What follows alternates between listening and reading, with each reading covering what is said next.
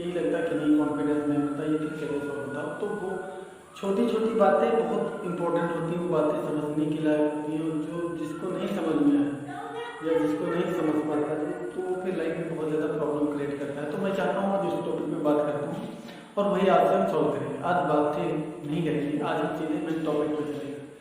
और हाँ, यह आप लोगों का थोड़ा हेल्प चाहिए, आप अपने दोस्तों के लिए शेयर कीजिएगा ताकि उन लोगों के समझ में आए। अगर आपको समझ में आए और इस कमेंट बॉक्स में जरूर बताइएगा, नीचे जो कमेंट सेक्शन में दिया गया है ना, तो पता तो लगे आखिर क्या आपकी प्रतिक्रिया है, फीडबैक है, तो हमें भी ऐसे मोटिवेट मिलेगा और पता लगेगा क्या कमियाँ हैं। तो चलिए बिना देरी के हम लोग चलते हैं और सॉल्व करते हैं। देखते हैं आज हम कुछ पहले बेसिक चीज़ें समझेंगे, उसके बाद में क्वेश्चन भी सॉल्व करेंगे। तो प्रॉफिट एंड लॉस के और भी जैसे कहीं और भी टीचर बहुत से पढ़ाते हैं, ऐसी बात नहीं है, लेकिन मेरा मतलब है बेसिक समझाना ताकि आपको समझ में आए। तो मेरा मकसद सिर्फ यही है, छोटे से छोटे बच्चे को, बड़े से बड़े जिसके नहीं समझ में अभी तक है उसको समझ में आ जाना चाहिए। तो मेरा ये उद्देश्य है। तो चलिए बिना देरी के हम चालू करते हैं। फिर जैसे आपने देख रखा है प्रतिशत को भिन्न में बदलना, आप लोगों को पता होगा कि प्रतिशत को भिन्न में बदलना आपने अभी तक 7-8 क्लास में देखा होगा। और उसमें जैसे लिखा होता था 7/8 या 6/7 या 11/5 है ना, तो ये भिन्न में होते थे, लेकिन इसका शिकल जो था सेम होता था। अंश क्या बराबर होगा, कॉमन से नीचे से हर से ऊपर बड़ी संख्या होगी, ये वाली बड़ी होनी चाहिए तभी डिवाइड होगी, नहीं तो ऐसे। तो मैं आज थोड़ा प्रतिशत के बारे में कि प्रतिशत को भिन्न में कैसे कन्वर्ट किया जाता है, तो मैथ के बारे में। जैसे अगर आपसे लोगों से बात किया जाए जिसको परसेंटेज नहीं पता प्रतिशत क्या होता है, भाई हान लाभ तो हमेशा देखो। इससे पहले मैं हान लाभ की बात करता हूँ। जैसे आपको अगर 10 रुपये का हान हुआ या 50 रुपये का हान हुआ तो किस पे निकालोगे? तो जीवन में इसका बहुत ज्यादा यूटिलाइज होता है। आप जब भी कुछ भी खरीदते हो, जैसे आपने कोई भी कार खरीदी, आपको पता लगा कि वह कार 4 लाख के बजाय सिर्फ 3-3.5 लाख की कार आ गई, लेकिन हमें तो 50,000 एक्स्ट्रा पड़ गई ना। तो आपको कितने रुपए की हानि हुई, तो वो हम लोग रुपए में पहले देखेंगे। तो पता लगेगा कि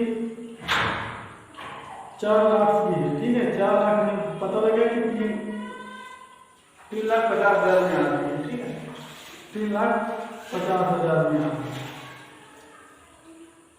हम लोग ऐसे कहोगे पता लगा 3,50,000 में आ गई, तो हमारा कितना नुकसान होगा? 4 लाख में से अगर हम माइनस करें 4 लाख में से 4 लाख में से तो माइनस करें तो हमारा कितना आएगा? 50,000 का लॉस होगा, 50,000 का हमारा लॉस होगा। तो ये हमारा क्या हुआ? हम प्रॉफिट एंड लॉस हुआ, उसमें हम लोग देखते हैं। लेकिन अगर हमें प्रतिशत में देखना होगा तो हमें क्या करना होगा? अगर किसी चीज को अगर प्रतिशत में हमें निकालना है तो क्या करेंगे? जैसे श्याम ने, तो हम पहले उसको देखते हैं।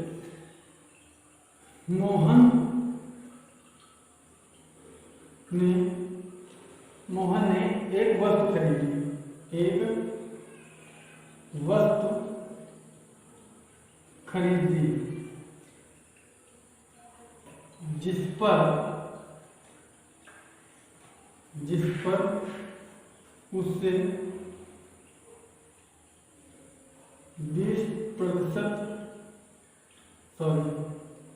20% का लाभ हुआ और उसने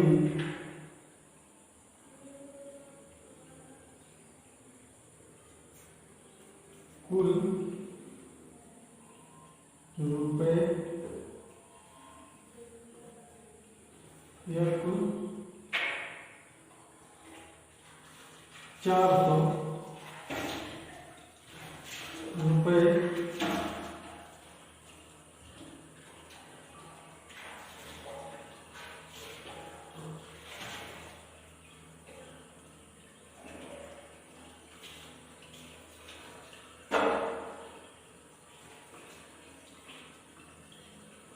अदा किए,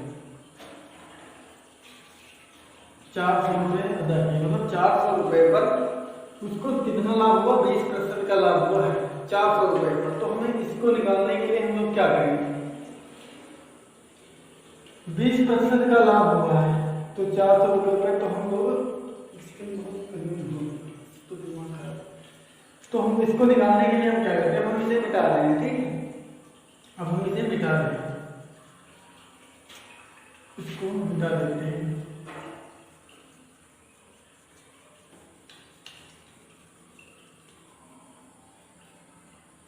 तो हम लोग यहाँ से सॉल्व करते हैं, ये यहाँ पर भी मिटा देते हैं तब तक हम। अब ऐसे भी लिखेंगे, मोहन को 400 रुपये की वस्तु खरीदी, इस पर 20% का लाभ हुआ, तो बताइए उसका वास्तविक लाभ क्रय मूल्य क्या था। तो हम लोग क्या करेंगे, तो उसका वास्तविक मूल्य पूछ रहा है कि लागत मूल्य क्या थी, 20% का उसे लाभ हुआ, तो इसको कितना था 400 रुपये, कितना था 400 रुपये, लेकिन उसने प्रॉफिट कितना हुआ 20% का, तो 20% का उसका क्रय मूल्य पूछ रहा है। तो उसका क्रय मूल्य मतलब कि वस्तु जब उसने खरीदी, वस्तु उसकी खरीदी उसने 400 रुपये, उसको प्रॉफिट हुआ 20% का, तो यानी जो उसको 20% का लाभ हुआ तो उसका वास्तविक कीमत तो कुछ कम होगी ना, ऐसे नहीं। जैसे अगर किसी वस्तु ने, किसी व्यक्ति ने हमने माना 100 रुपये का, हम 100 रुपये मानते हैं क्योंकि 100 रुपये पर परसेंटेज नहीं होता, तो हम सीधे 100 रुपये मानते हैं। माना 100 रुपये की वस्तु पर कितने परसेंटेज का उसका लाभ होगा जब भी निकलेगा, तो उसने 20%, यानी 100 रुपये पर उसने 20 रुपये प्राप्त किए, मिले उसने इस तरह। तो ये तो 20% का लाभ 100 रुपये पर, चाहे रुपये मानो या परसेंटेज, तो 100 पर ही माना जाता है, तो 20% का लाभ हुआ यानी 20 रुपये निकला। तो अगर हानि होगी ना तो 100 में से वही 100 में से -20 हो जाएगा। तो यहाँ पर तो हमें एक चीज से एक बात ये पता लगी, क्या पता लगी कि हमको इस चीज से एक चीज का पता ये हो गया कि अगर किसी वस्तु को किसी व्यक्ति के द्वारा अगर बेचा गया है किसी वस्तु को, तो अगर उसने बेचा होगा, अगर उसे 20% का हानि मिली है, लाभ हुआ है, तो एक दिन उसने रुपए कितने रुपए उसने दिए होंगे, तो यानी 80 रुपए में उसने खरीदा होगा ना, उसका जो खरीदा है उसने 80 रुपए में खरीदा है। अगर उसे हानि हुई होती ना, हानि हुई होती तो यानी 100 में से 100 की उसने खरीदी थी और बेचा कितने में,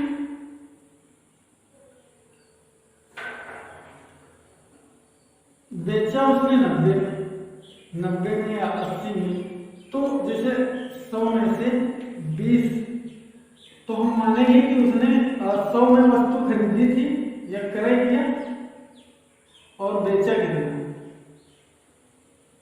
80 रुपए में बेच दिया। तो एक बात ये क्लियर हुई कि मतलब 100 रुपए पर हम जब भी हानि लाभ ज्ञात करते हैं तो 100 रुपए पर ज्ञात करते हैं, 100% पर अगर बात है तो 100% पर ज्ञात करते हैं, उसी में से घटाएंगे। अगर लाभ हुआ तो 100 में से जोड़ देंगे, 100 प्लस एक्स्ट्रा जोड़ देंगे जितना हमारा लाभ हुआ, हानि हुआ तो 100 में से उतना हम घटा के ही मानेंगे। और इसमें बहुत लॉजिक है, मतलब एक कॉमन सेंस की बात है। भाई अगर कोई भी वस्तु खरीदोगे, कोई भी वस्तु, ऐसे मानो चलो डीप में जाना है, हर चीज वस्तु खरीदते किस पर, हानि या लाभ पर। अगर आपने 20% लाभ पाया है किसी वस्तु पर या 5% जो भी ले लो 10%, तो आपने 90 रुपए जमा किए ना, 100 रुपए की वस्तु, 100 रुपए की वस्तु पर आपने 90 रुपए पे किए। 100 रुपए की वस्तु है, डिस्काउंट 10 रुपए मिला तो आपने 90 रुपए पे किए। अगर आपको हानि हुई है तो जाहिर सी बात है आपने 100 रुपए की वस्तु है और आपने उस पर कितने दिए, आपने उस पर अगर 10% दे तो 10 दिए। अगर ऐसे नहीं तो ऐसे समझो 90 की उसने वस्तु खरीदी थी, आपने 100 रुपए पे किए, तो ये हानि लाभ हमेशा उसी पे होता है। अगर कंफ्यूजन वाले समझ में ना तो भी टेंशन लेने की जरूरत नहीं, अभी समझ में आए तो हम अब इसे मिटाते हैं। और अब हम आपको एक चीज, थोड़ी बेसिक चीज बता रहे हैं ताकि आप लोगों को समझ में आए। हम यहाँ पर मिटा देंगे, जैसे थोड़ा छोटा है तो कोई दिक्कत नहीं, हमें समझना। अब जैसे उसने कितने की खरीदी थी, 400 रुपए पर, यहाँ उसको 20% का लाभ हुआ। अब एक चीज ध्यान रखना, अगर हमें कभी भी हाथ लाभ निकालना है तो 100%, 100 में से 100 एवं अगर इसे 20% का लाभ हुआ है तो 100 प्लस 120, 100 मतलब 20 120, या ऐसे भी लिख सकते हो 100 प्लस 20, ठीक है। या लाभ हुआ है तो 100 एवं 100 तो वही रहेंगे क्योंकि हमेशा हर चीज 100 पे ही ज्ञात की जाती है। फिर -100 माइनस 20, जैसे हमें लाभ हुआ या हानि हुआ, तो अगर हमको 20% का लाभ हुआ तो 100 में हम 20 जोड़ देंगे, ऐड कर देंगे, क्योंकि जैसे अगर आपको लाभ हुआ तो मतलब 100 पर ही 100 रुपये आपको 20% पे लाभ मिले, आपने कुछ बेचा तो आपको 100 पर ही मिलेगा, आप उसमें तो जोड़ोगे तो 120 में आपने बेची, इसका मतलब ये हो कि आपने 100 में खरीदी 120 में बेची। अगर हानि हुई आपको तो मानते हैं अगर हानि हुई तो आपने 100 में खरीदी और 80 में बेच दी, 20 माइनस कर दो 80 में बेच दी, तो आपको हानि कितनी हुई, 20% की हानि हुई। तो ये चीज है इसका फार्मूला। फिर हम क्या करते हैं, अब हम इसको ऐसे लिखते हैं, हमें लाभ मिला। एक चीज मुझे बहुत ध्यानपूर्वक देने वाली बात समझने आप 100 पे हमेशा ध्यान रखना, कोई ज्यादा टेंशन लेने की जरूरत नहीं।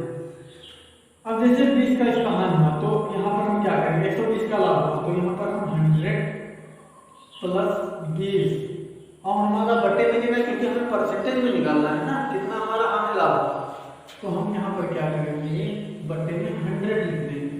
क्या लिखेंगे, बटे में 100, 100 लिख देंगे, 100 लिख देंगे। तो हमारा क्या हुआ, और हम किससे मल्टीप्लाई करेंगे, अगर इसको लाभ हुआ है ना, इसको लाभ हुआ है तो हम ऐसे लिखेंगे, यदि अगर हानि हुई है तो हम इसको कैसे लिखेंगे, हानि हुई तो हम लोग ऐसे लिखेंगे, तो ऊपर हमारा 100 माइनस 20 बटे में कितना डिवाइड 100, फिर हम इसको इसी को हम लिख रहे हैं, इसी को, ठीक है, इसको सॉल्व कर देंगे।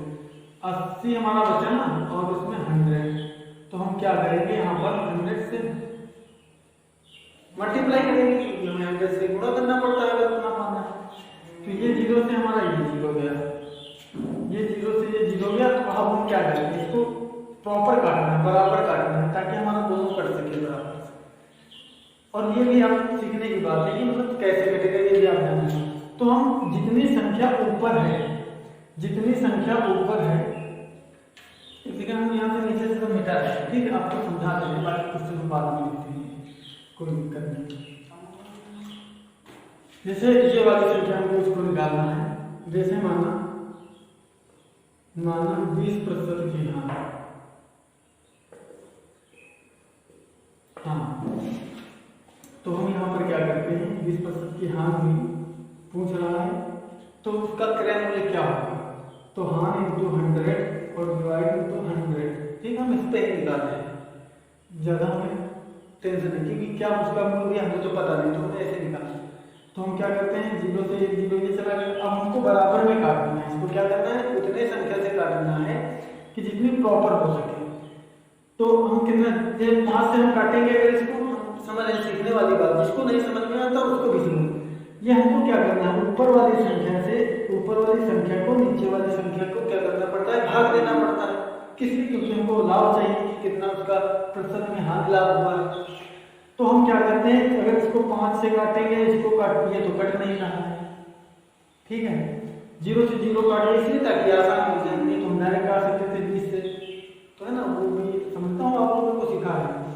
तो हम 5 से इसको काट नहीं सकते, तो कौन सी संख्या ऐसी हो सकती है, सोच के जरा देखिए, आप लोग सोचिए, अरे आप सभी को पता है। तो हम क्या करेंगे, आप लोगों के लिए 2 है, हाँ बिल्कुल 2 है, तो हम लोग 2 से काटते हैं, तो ये कितनी बार जाएगा, 5 बार जाएगा, 5 बार चला गया, ये कितनी बार गया, तो 2 चक्कू 8 यानी 4 बार गया।